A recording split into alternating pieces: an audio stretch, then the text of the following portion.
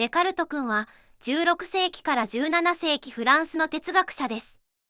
中世の何でも神というようなスコラ哲学に対して新しい哲学の出発点を探し、我を思う、故に我ありという有名な命題を見つけたのです。ベッドの中からでごめんなさい。僕がデカルトです。寝坊しているように見えるかもしれないけど、僕は今考えているんです。絶対に確かなものって何かなって。そうだ。疑うことから始めればいいんだ。ちょっとでも怪しいものは疑って、どんどん疑わしいものを取り除いていけば、疑い得ないもの、つまり確かなものが残るよね。まず、人間の感覚はどうかな。僕たちはよく思い違いや勘違いをするよね。コップの水にストローを入れると折れて見えるけど折れていないし、遠くのものは小さく見えるけど本当に小さいわけじゃない。人間の感覚は怪しいよね。僕の周りの世界はどうかな。これがもし夢だったらと考えたらやっぱり怪しいよね。だって夢って覚めてから初めて夢だったってわかるんじゃないかな。今僕はベッドであれこれ考えていると思っているけど、本当は戦場で野宿しているかもしれないよ。数学はどうかな。僕は数学こそ学問のお手本だと思うんだ。だって本当にはっきり正しいってわかるじゃん。1+1は2。絶対に正しいよね。でもひょっとして全知全能の神様が人間を騙して1+1は本当は3なんだけど2だと思わせていると考えることはできないかい。いや、もちろん神様がそんなことしないとは思うけどさ、疑うことはできる。ああ、みんな怪しいじゃん。絶対に確かなものってないのかな。でもみんな怪しくなっちゃったのは疑ったからだよね。ということは疑ったことは間違いない。だったら疑った僕は確かにいる。我を思う、故に我ありだ。はあ、疲れちゃった。我を思う、故に我眠い。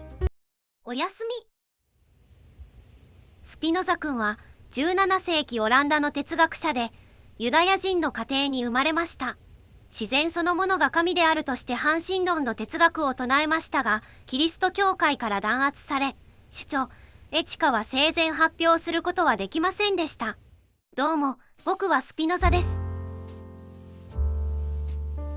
僕はデカルト先輩の哲学を一生懸命勉強しました。デカルト先輩は絶対に疑えないものを求めて全てを疑いましたね。そして疑えないものとして我の存在を見つけました。でもデカルト先輩が見つけたのは精神としての我です。ところが実際の人間は、僕もあなたもそうですが、精神だけでなく身体を持っています。デカルト先輩の考えでは、人間は精神と身体に分裂してしまうのです。その2つがどう関係しているか説明がつかなくなってしまいました。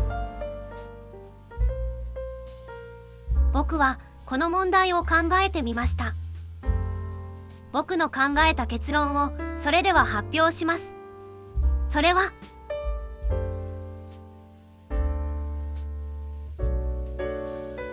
すべては神なのです。あれも神、これも神、きっと神です。精神と身体は神がそれぞれ違う現れ方をしただけなのです。精神も身体もそれだけでなく、あらゆる自然はすべて神、つまり神即自然なのです。これで人間の精神と身体が一つになりました。何でも神だという僕を神に酔える人と呼ぶ人もいます。でも僕は若い時にユダヤ教会から破門されました。それに僕の書いた本はキリスト教会から無神論だと非難されて発禁となりました。ユダヤ教やキリスト教の神は世界を作った神です。作った神と作られた自然は別のものでなくてはならないのです。すべては神だという僕の神とは全然違うものなのです。僕は別に構いません。それではレンズを磨かなくては。僕は生活が苦しくてレンズを磨いているのではありません。レンズ磨きは立派な技術者じゃないですか。皆さんは本当に苦労話がお好きですね。ライプニッツさんは17世紀から18世紀にかけてのドイツの哲学者です。哲学ではモナド論、数学では微積分法とその記号の考案などで知られています。こんにちは。私はとても忙しいのです。名前ですか、ライプニッツと言います。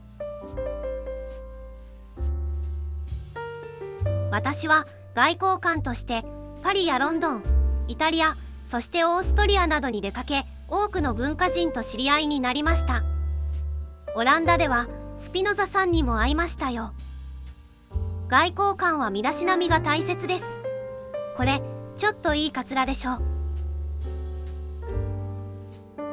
その合間に皆さんがコンピューターで使っている二進法を研究したり、計算機を作ったりもしました。そして微分積分法も見つけました。するとイギリスのニュートンさんが自分の方が先に見つけたと言い出しました。めんどくさいですね。さあ、手紙もたくさん書かなくてはいけません。私は立場上、自分の意見を公にできないので手紙に書いているのです。それで何でしたっけ？